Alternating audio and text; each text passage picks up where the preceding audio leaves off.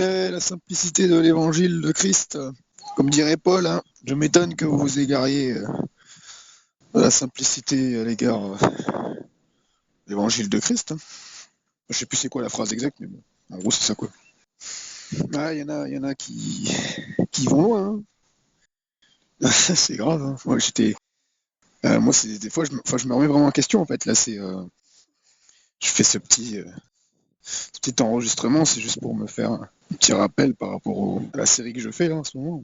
Je sais pas si je l'inclurai pas justement dans cette série parce que je m'en inspirais en tout cas. Enfin, non, parce des fois on se complique vraiment la vie hein, quand par exemple quand il a écrit Jésus il allait de ville en ville faisant du bien.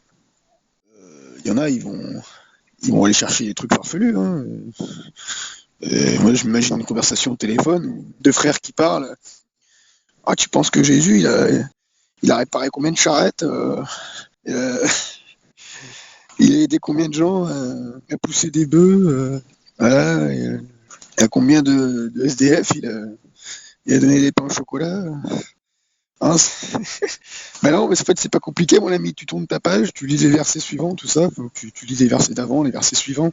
Tu verras qu'en fait, quand on dit que Jésus faisait du bien, sinon tu vas dans le livre des Actes aussi. Tu verras que les disciples, ils ont produit simplement la même chose. Hein. Il allait, il guérissait les malades, en fait.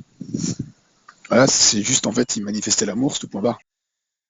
Il faisait du bien, c'était pas, premièrement, qui réparait des choses cassées, des objets cassés, tout ça. Non, c'est qu'en fait, oui, peut-être qu'il allait réparer des roues de charrette, mais c'était une opportunité pour prier pour la personne, pour la délivrer d'un esprit impur, pour, euh, pour prier, pour proclamer la guérison sur une infirmité, pour avoir des paroles de connaissance, pour avoir des paroles de sagesse, pour voilà, délivrer la puissance de la vie qui est en lui. Tu vois, c'est exactement la même chose. Exactement la même chose à laquelle on est appelé à reproduire tout simplement. Il n'y a rien de compliqué. Hein. L'évangile, c'est pour les débiles. Faut être un débile, faut être un soldat, faut obéir, point barre, faut être un débile et c'est tout. Et premièrement, voilà, faut aller. C'est pas il faut, c'est juste aspirer en fait. C'est même pas en fait il faut.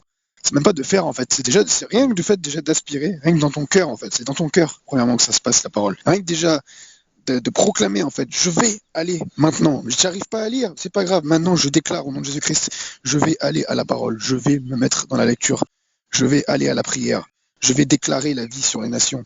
Et là, tu vas voir que ta parole, elle va commencer à changer. Tu vas voir que tes mots, comment dire, en fait, ta personnalité automatiquement va changer en fait. C'est la parole en fait, elle se parle, elle se parle, elle se parle. Moi, vous voyez, j'écoute de temps en temps des gens qui pratiquent l'intériorité, tout ça. Je suis pas forcément en désaccord avec ce qu'ils disent, tu vois. J'écoute un peu des aînés comme Patrick Fontaine. Mais il y a des choses avec lesquelles je suis pas du tout d'accord. Pourquoi je suis pas d'accord? Tout simplement parce que c'est pas les Écritures. Il n'y a rien de compliqué.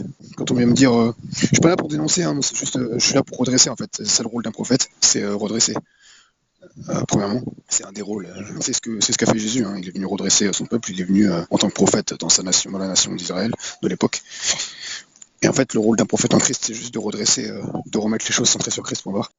Voilà, moi je suis pas d'accord forcément avec ceux qui pratiquent l'intériorité. Je suis d'accord dans le fait que oui, on témoigne plus par notre silence, mais on témoigne plus par notre silence au contact des gens qui n'ont pas forcément rencontré Christ. Par contre, dans ton intimité, parle beaucoup avec Dieu et surtout parle beaucoup en langue. C'est vraiment important.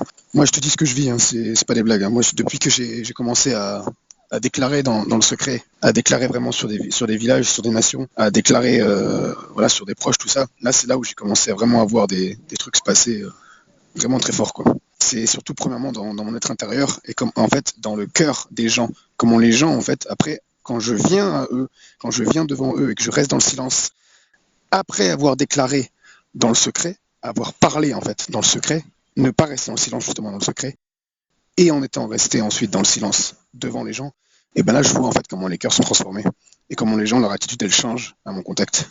Voilà. Mais c'est seulement depuis que j'ai commencé justement en fait c'est juste en fait à mettre en action les écritures pour voir, à obéir à la parole. Donc voilà, c'est vraiment simple l'évangile. Il n'y a rien de compliqué. Déclare dans le secret comme Paul le faisait, il parlait beaucoup en langue dans son intimité, et ensuite tais-toi. Voilà.